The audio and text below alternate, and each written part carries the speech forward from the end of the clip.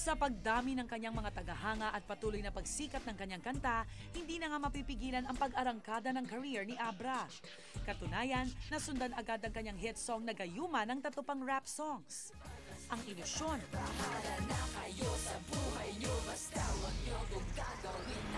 Pinagsama yung talent at yung itsura ni Abra. That's why sobrang naging maingay, naging matunog, sobrang naging sikat ang pangalang Abra. Diwata. Si Abra isang makata na may igkas sa pagbigkas, mga letrang binitawan na may husay at tigas. At ang Midas. Isa yung video ni Abra sa talagang most watched video sa YouTube. Bilang Pinoy, di ba? Bilang Pinoy na yung hip-hop talagang bumubuhay ngayon sa OPM.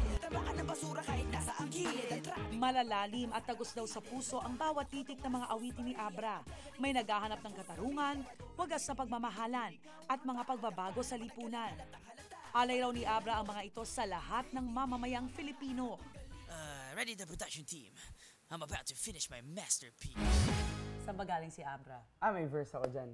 Wow, sige nga. Aminadong kabado, ang daming tao, paralisado sa entablado. Di praktisado kahit kapiraso ng kinabisado, kanina pa blanco, blanco, blanco. Ang aking isip, walang mahirit, napakainit. Bago pa maisipan na bumangon ay bumangon na mula sa panaginip at muling bumalik sa realidad. Gusto pa rin ipakita ang kalidad para putunayan sa lahat ng maratating ang kinalaman ng ating edad sa abilidad. Ako'y nilipad sa alapa, up and away hanggang sa kalawakan. Pag ako ang siyang nagkapangalan, pangakong babaguhin ko ang galawan. Papakita ang kayang gawin sa lahat, balang araw pangarap maging alamat, mabaritaan sa telebisyon at taklat masabihan ng idol, galing mo mag-rap. Pag-uwi ko ng bahay, naligo nagsanay, pag-kiss ko kay nanay, alis na agad.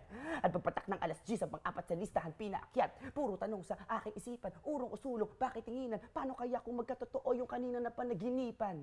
Isang pasada lamang ang biyahe ng buhay, tandaan, hindi kumikinang ang diamante sa hukay. Nice.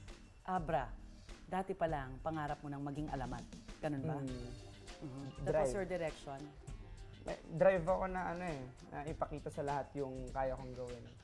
Personal mission ko is ma-inspire yung lahat na mag-upgrade yung standard. Standard sa music, standard sa entertainment, sa movies, sa lahat. Batas! B-A-T-A-S! Pero kung may milyong-milyong fans na si Abra, hindi pa rin daw mawawala ang mga taong gusto naman siyang ibaba. Pero kulang ka sa lyricism! Ano usually sinasabi nila? I'm sure nakakarating sa'yo. Kung dinidis nila ako, akala nila siguro parang superior yung estilo nila. Pero to each his own style, preference eh. Di mo masasabi kung anong style ang mas magaling kung kanino. Pero pwede mo i-measure sa success. So wala akong pakialam sa haters kasi they're fuel to my fire. Sa kabila nito, patuloy ang natatamong kasikatan ni Abra. Tanong ko lang, handa ka na ba talagang makipagtagisan? Matapos siyang unang makilala sa underground hip-hop movement na Flip Top, nakabuo na rin siya ng kanyang sariling album. Ito ang self-titled na Abra. Itong record label mo, sarili mo to eh? Independent. Bakit? Feel ko To produce your own music? Oo, in the long run din kasi in terms of rights and yung ownership ng kanta, creative control, at saka yung sa mga galawan na hindi dictated at hindi driven by money. Driven by the love of music and to inspire other people. So yun yung goal namin sa Artifice, and always high quality.